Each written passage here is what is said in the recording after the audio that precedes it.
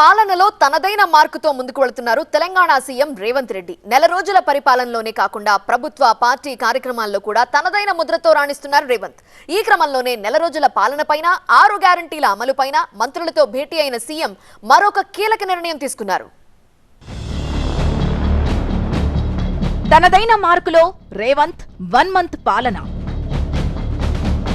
6 హామీల్లో 2 అమలుకు శ్రీకారం. మహిళలకు ఉచిత బస్సు పథకానికి భారీ స్పందన. ప్రజాపాలన హామీల అమలుకు cabinet sub committee. Deputy CM Bhatti chairman గా cabinet sub committee. Progress report at 30. తెలంగాణలో కాంగ్రెస్ ప్రభుత్వం కొలువుదీరి నెల రోజులైంది. ఈ నెల రోజుల పరిపాలనలో ముఖ్యమంత్రిగా తనదైన ముద్ర వేశారు రేవంత్.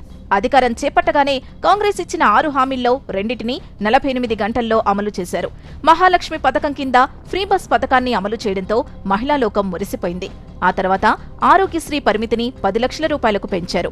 ప్రగతి భవన్ ను ప్రజాభవన్ గా మార్చి ప్రజలు తమ గోడు చెప్పుకునేందుకు ప్రజావాణి కార్యక్రమానికి శ్రీకారం చుట్టారు.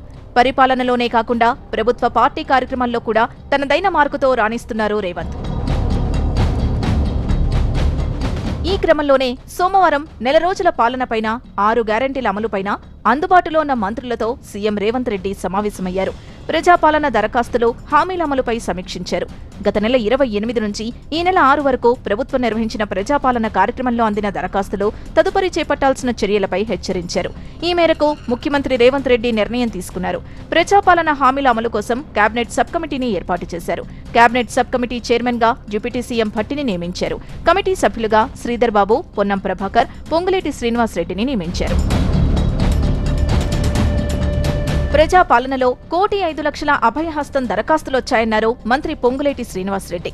ఇతర రేషన్ కార్డు, భూములు తదితర అంశాల గురించి 20 లక్షలొచ్చాయన్నారు. డేటా ఎంట్రీ తర్వాత కేబినెట్, అలానే సబ్ కమిటీలో చర్చలు జరిపి విధి విధానాలు, అర్హుల్ని ప్రకటిస్తామన్నారు. అర్హులైన లబ్ధిదారుల్ని ఎంపిక చేసి అమలు చేస్తామని చెప్పారు. ఫిజికల్ వెరిఫికేషన్ కూడా జరుగుతుందన్నారు. సుమారు 1,05,00,000 అప్లికేషన్లు, 20 లక్షలు అంటే టోటల్ గా 1,25,00,000 అప్లికేషన్లు. ఈ అప్లికేషన్ని ఏదో అప్లికేషన్లు తీసుకున్నాం, మా పని అయిపోయింది, అప్లికేషన్లు వచ్చాయి కాబట్టి మేము తీసుకున్నాం కాబట్టి అభయహస్తంలోని 6 గ్యారంటీలు పూర్తయ్యాయని చెప్పే ఉద్దేశం ఈ ప్రభుత్వానికి ఇందిరమ్మ రాజ్యంలో మేమెవరం కూడా అనుకోవటం లే.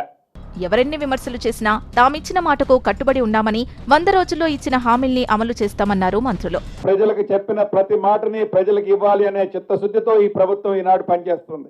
గతంలో ఉన్న ప్రభుత్వంలో ఉన్న ప్రతినిధులు, ప్రతిపక్షంలో ఉన్న నాయకులు అనేక అవాక్కులు చవాక్కులు పేలుతున్నారు. ఈ పెద్ద ప్రగతి భవన్ ఇలా సెక్రటరీ ఇల్లు కూర్చుంటారు, ఇంత జనం వస్తుంటే సామాన్యులు ఇక్కడికి వస్తూ ఉంటుంటే చూసి ఓరోలేకపోతా ఉన్నట్టు.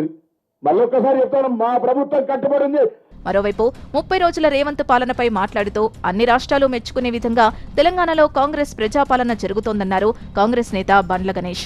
ప్రతిరోజు ప్రజలకు, నాయకులకు అందరికీ అందుబాటులో సచివాలయంలో, ఇంట్లో ప్రతి కార్యక్రమానికి వెళ్తున్నారు. ప్రతి ఒక్కరితో మాట్లాడుతున్నారు, మమేకమవుతున్నారు.